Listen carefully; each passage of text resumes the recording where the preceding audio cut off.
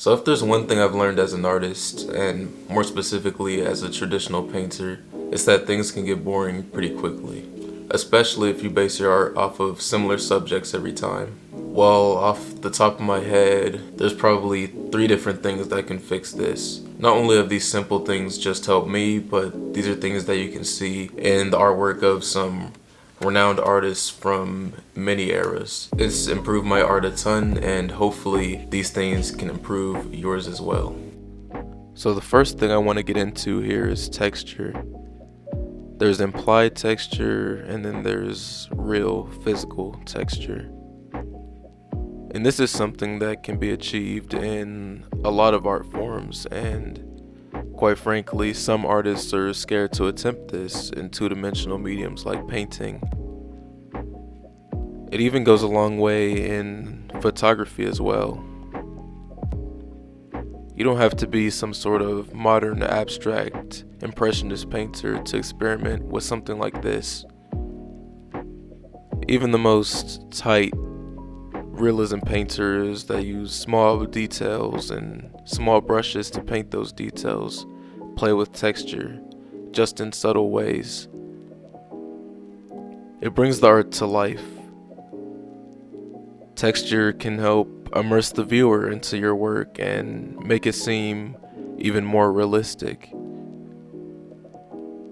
The way I practice this is by keeping the shadows and areas with less light flat, and maybe even thinned out with some sort of medium. I then build up those lighter areas with more exposure, and I add larger amounts of paint to provide physical, three-dimensional texture.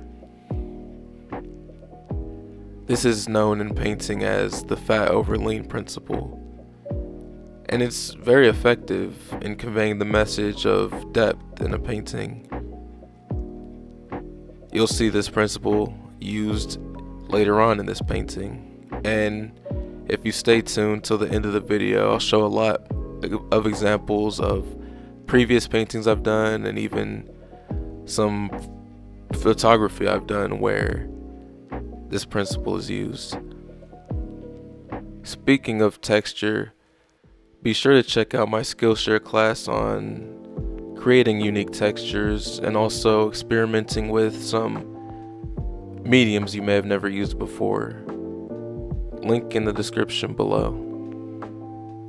Another thing that can make your art less monotonous is abstraction. What do I mean by this? Well, just making things a little loose. Making things a little more up to interpretation.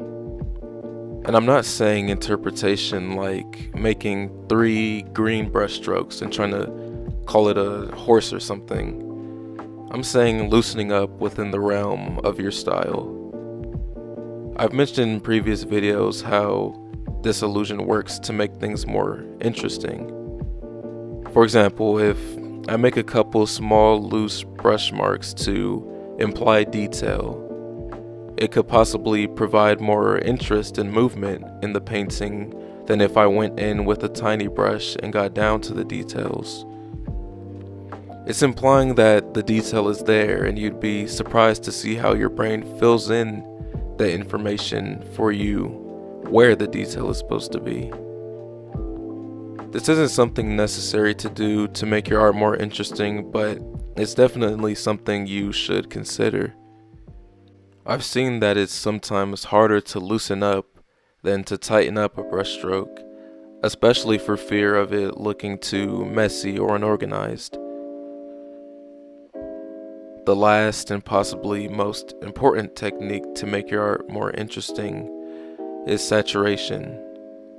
So if you don't already know what saturation is, it's pretty much how pure the color is.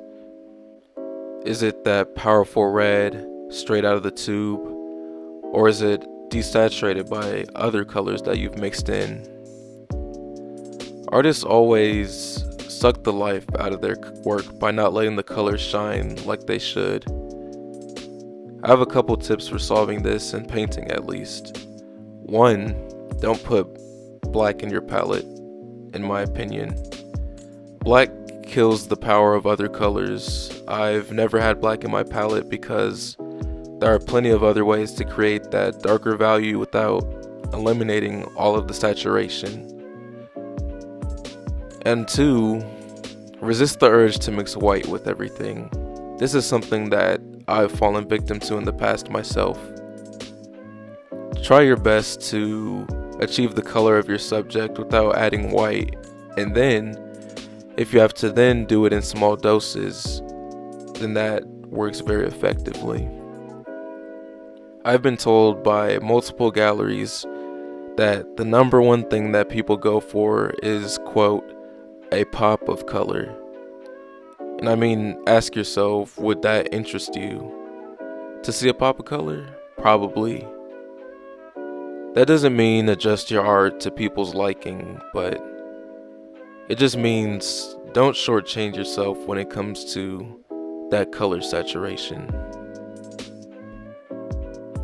Here in this painting, you can see some of those things I was talking about earlier. Currently right now, the foreground I'm saturating to be more of that purple maroon color. And that definitely counteracts some of that green that you see on the bottles. In those areas where there's highlights and even looking at the lids of the bottles, that's sort of that texture and that abstraction that I was talking about.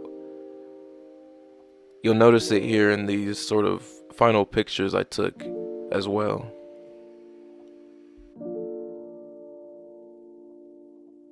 So those are 3 things that have definitely made my art more interesting. And I am by no means inventing the wheel here. These are things that have made great art for many years, and I'm just applying them and showing you how well they can work. And also just letting you know how easy they are to apply. Don't be afraid to try some of these elements out for yourself. And these are things that can be practiced in all art forms. If you don't believe me, here's some examples. Do you remember earlier on in this video where I mentioned something like texture is even important in something like photography? Well, I'm somewhat of a photographer myself. So check out this picture I took of a bird from the zoo. And of course, the bird is edited, which is why it's orange and turquoise. It's not like some sort of shiny or anything. Some of you will get that reference. But do you see how texture plays a role in how strong of a presence the subject has and how it has separation from the background? I mean, look at the saturation and the power of these colors. It stands out so much from the background and it just grabs you.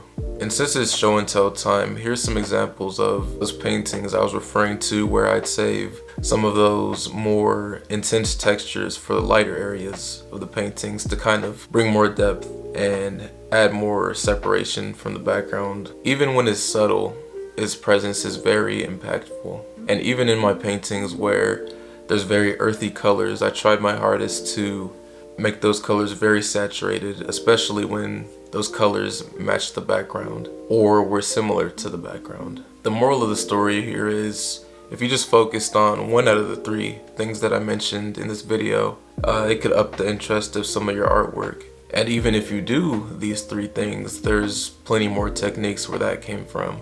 And if you wanted to see some of the other ones that have helped me out, be sure to leave a comment down in the section below. If you enjoyed this, and you know what, even if you didn't enjoy this, like, subscribe, and thanks for watching.